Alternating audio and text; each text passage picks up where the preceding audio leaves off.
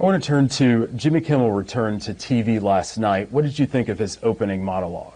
Well, I watched it, and look, in some ways it was kind of kind-hearted. On the other hand, he didn't actually say sorry to Charlie Kirk or his family. And the reason that so many people, including me, were so upset with what Jimmy Kimmel said is that he accused Charlie Kirk's murderer of being a MAGA or a right-wing American. It wasn't a joke. It was straight-up disinformation, and I really wish Jimmy Kimmel had apologized for it. If we go back in time to a couple of weeks ago, you know, Charlie Kirk was a dear friend of mine. He was murdered by a left-wing assassin who was very explicitly motivated by left-wing political ideas. That happens. And then you blame the very people who are praying and holding vigils and mourning Charlie Kirk's death. You say this assassin came from your part of the country and not use it as an opportunity to look in the mirror and say, why do we have so much left-wing political violence in the United States of America right now? And again, this is not, if you go back in our history, you've had periods where you've had political violence. Sometimes it's been right-wing, sometimes it's been left-wing.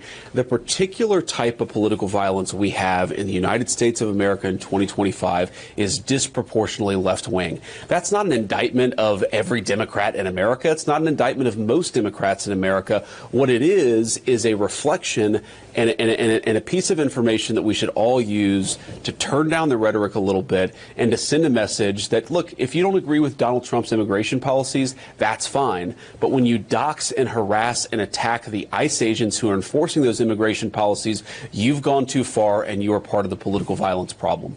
But on the rhetoric topic, do you think both sides share some blame? Well, I don't think anybody is perfect, Reshad. Certainly not. But I think if you look just statistically, most of the political violence is coming from one side of the political spectrum right now. And I think that reflects that you've got a particular problem on that side of the aisle. Now, so I guess the way that I would put it is, does either side have a monopoly on political violence? No. But I would say that one side has the lion's share of it. And I think we have to be honest about that if we're ever going to address this scourge of violence that we're seeing in our country.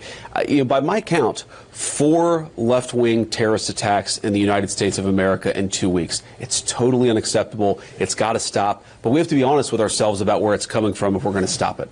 Senators Cruz and Rand Paul, friends of yours, you served with them in the Senate. They're no fans of Kimmel, but they expressed concerns about the FCC pressure that was put on Kimmel's suspension.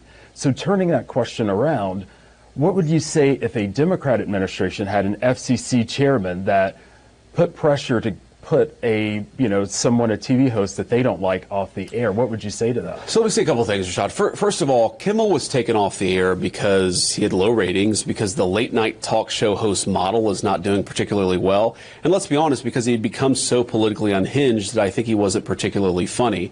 Now, the FCC chairman, Brendan Carr, put out a couple of tweets, but the government took no action. We did literally nothing to try to take Jimmy Kimmel off the air. We believe in free speech. We also believe in the right of a television station or a network to cancel somebody because of low ratings.